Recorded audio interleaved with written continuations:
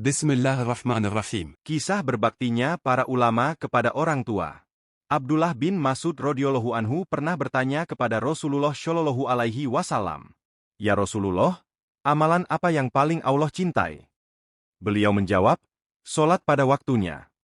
"Lalu apa setelah itu?" Beliau menjawab, "Berbakti kepada kedua orang tua." Hadis riwayat Bukhari dan Muslim. Dalam firman-Nya, Allah pun memuji para nabi karena bakti mereka. Di antaranya tentang Nabi Isa, alaihi salam, dan berbakti kepada ibuku. Quran Surat Maryam ayat 32. Dan tentang Nabi Yahya, alaihi salam, dan berbakti kepada kedua orang tuanya. Quran Surat Maryam ayat 14. Di antara para kekasih Allah itu, para ulama juga memberi teladan luar biasa dalam berbakti pada orang tua. Jika kita takjub dengan kisah mereka, ingatlah, mereka hanya mengejar satu hal, ridho Allah. Dan ridho Allah tergantung pada ridho kedua orang tua. Sudahkah kita mengejarnya? Di masa para ulama terdahulu, ilmu memang mulia. Namun ada yang lebih mereka utamakan, ridho orang tua. 4 ulama di awal kisah ini, rela menunda, bahkan batal menuntut ilmu demi taat kepada ibu. Al-Hafiz Ahmad bin Ali bin Muslim ingin belajar kepada Imam Qutaibah, namun ibunya tak mengizinkan. Ia pun taat. Setelah ibunya wafat, ia datang, namun sang imam telah wafat lebih dulu.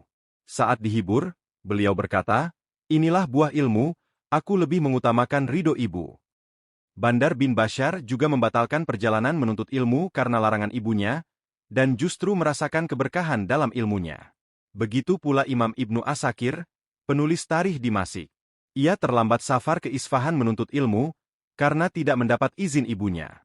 Baginya, taat lebih utama dari ambisi ilmu. Kemudian ada kisah yang lebih menggetarkan. Seorang ulama berusia 60 tahun, tetap tidak melakukan apapun tanpa izin ibunya.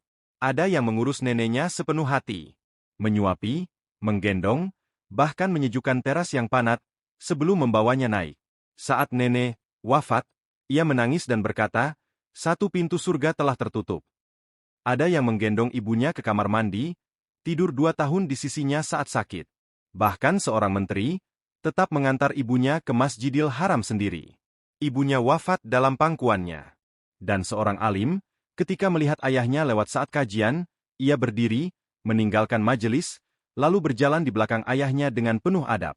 Kisah-kisah ini mengajarkan, ilmu itu mulia, jabatan itu tinggi. Namun ridho orang tua adalah jalan tercepat menuju ridho Allah. Wallahualam.